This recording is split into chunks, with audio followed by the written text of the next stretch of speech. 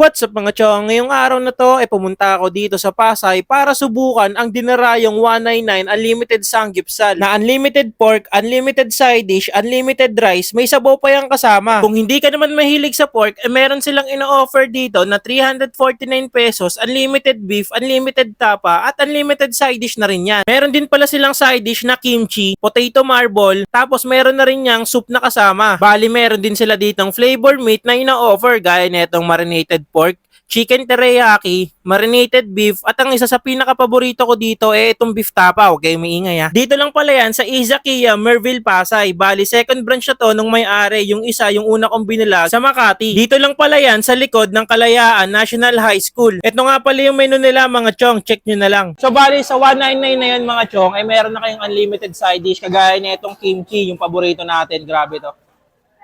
Dito pa lang mga chong, tiba-tiba na tayo. Sa lahat ng side dish nila, ito talaga paborito ko eh. Ang sarap.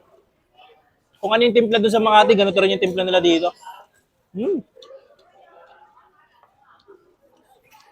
Tapos may kimchi pa yan, di ba? Ang all-time kimchi natin. Bukan natin.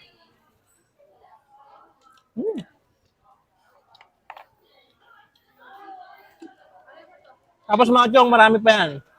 Sa 199, kompleto side dish ka na dito. So, bali, lutuin natin tong marinated pork nila. Ayun, oh. Tapos, marinated beef. Tapos, ito naman yung chicken teriyaki nila. Grabe, nakakagutom na, mga chong. Tapos, mga chong, nagluto na rin tayo dito ng beef nila. Yan, sa mga kababayan nating Muslim dyan, for only 349 pesos, may unlimited beef na kayo dito. Subukan natin.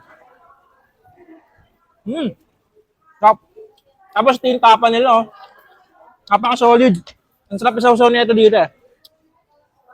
Ano?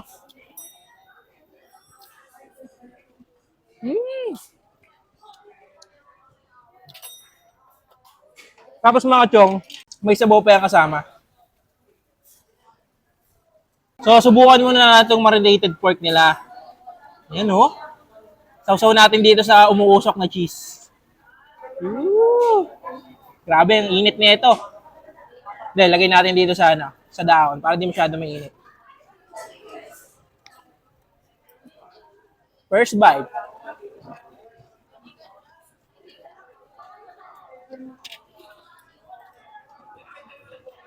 Ang sarap ng timpla niya sa pork. Ito naman yung marinated beef niya.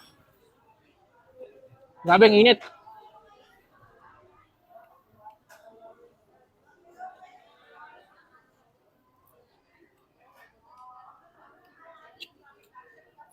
Ganun din.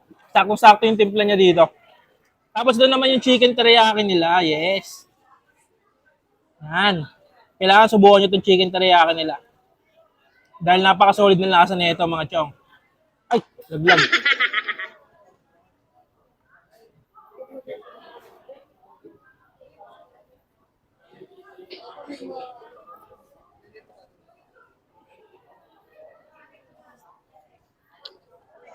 Init yan.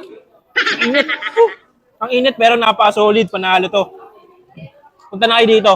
Kung nagustuhan mo tong video na to, ano pa ang hinihintay mo? Pumunta ka na dito sa Izakiya Pasay branch. And kung may gusto kong ipa-vlog, comment down below. And don't forget to like and subscribe. Bye-bye!